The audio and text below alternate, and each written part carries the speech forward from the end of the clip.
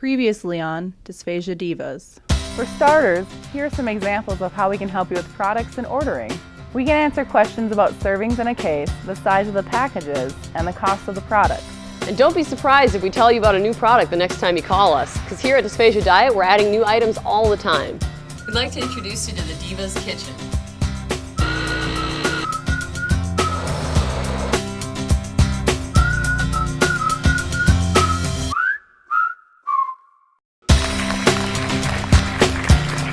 Hey y'all, Dysphagia Divas here with another how-to video.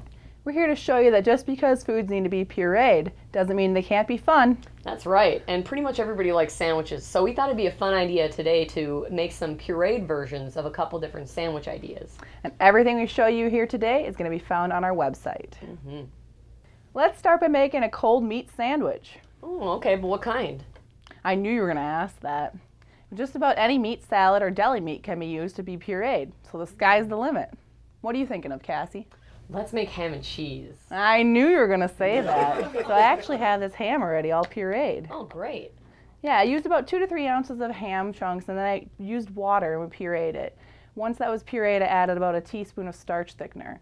Now you could have used broth or milk, but I just used water because ham's pretty salty to begin with. And for the bread layers, you could use a piece of bread that had been moistened with a slurry mixture, or you can use moistened breadcrumbs, or you can use a pureed bread mix. And what we've actually done is we've used a pureed bread mix with a food mold to shape it for our sandwich today.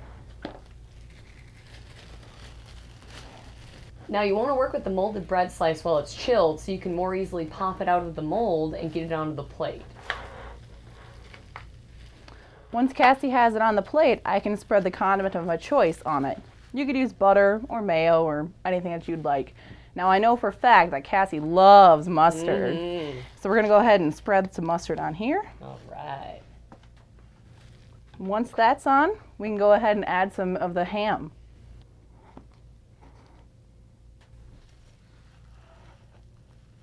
Okay, and for the cheese layer, we're going to use a prepared cheese spread. And these are really handy to work with because they're already the right consistency.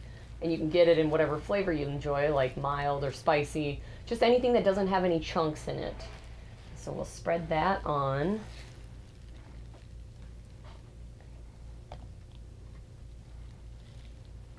And Cassie likes her sandwich extra cheesy, so if you don't want that much, you can always cut back.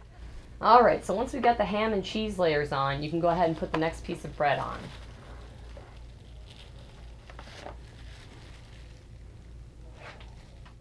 Well, and there you have it, a nice pureed sandwich. Looks great. Before we finish it, I'm going to garnish the plate with a pureed melon slice. So just one moment. If you could grab that. For sure. Whoop. And then we want to slice it into halves or quarters so that we can eat it. And the nice thing about using the pureed bread mix is that we're actually able to pick the sandwich up and eat it. It's going to hold together that well.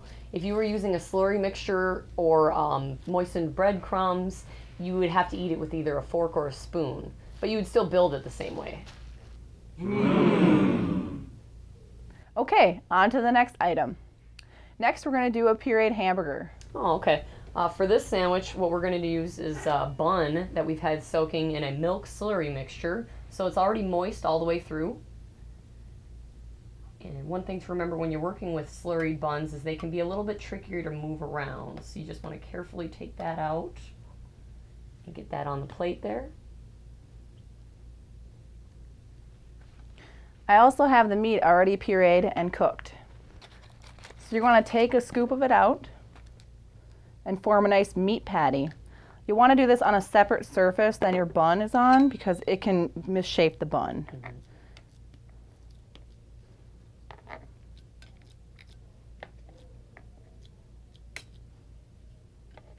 I'll scoop it and nicely place it onto our bun. What's next, Cassie?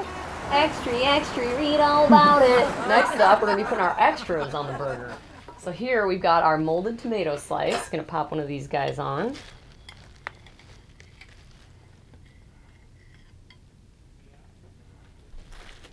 Then we've got our condiments, which are already the right consistency, so we're just going to squeeze on some mustard and some ketchup.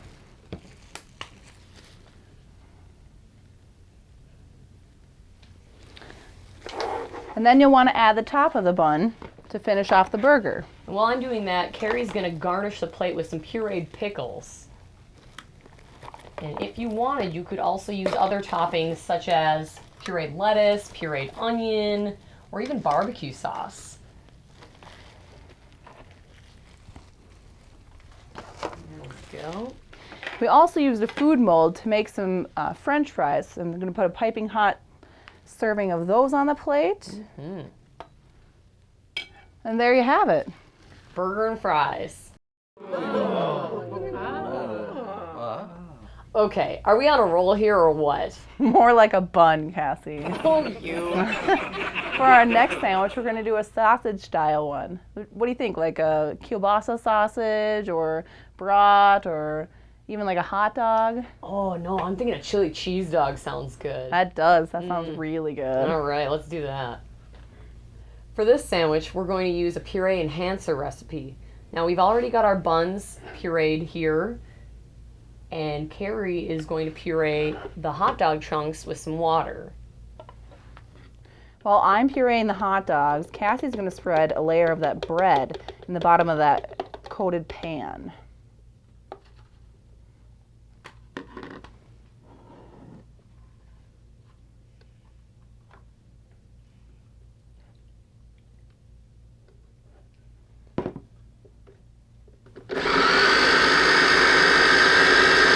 And when you do this, you want to use the skinless variety of hot dogs or sausages. Otherwise, you would have to take out the skins before you puree them.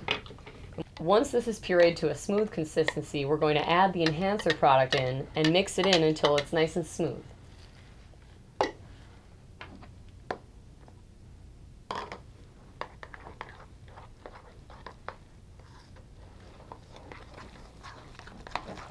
Once I get the enhancer mixed in, I'm going to go ahead and use the pureed hot dog meat and put it right on the bread. All right, and before we add the next layer of bread on top, we're going to sprinkle a little bit of shredded cheese on there. And that's going to melt once we pop that in the oven.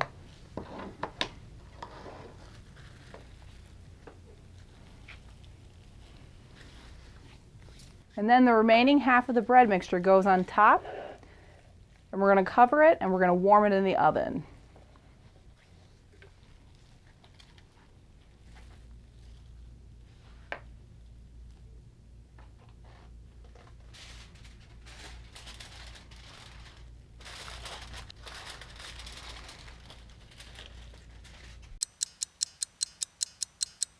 Once the hot dog mixture is to serving temperature, you can slice a portion and plate it. The rest we can refrigerate or freeze and save for next time. And we'll top it off with some warm pureed chili. Add a little cheese sauce on there. And that's all for the Dysphagia Divas this time. Be sure to check out more of our how-to video clips online. Yeah, these chili dogs are really putting me in the mood for a ball game. We'll see you guys next time.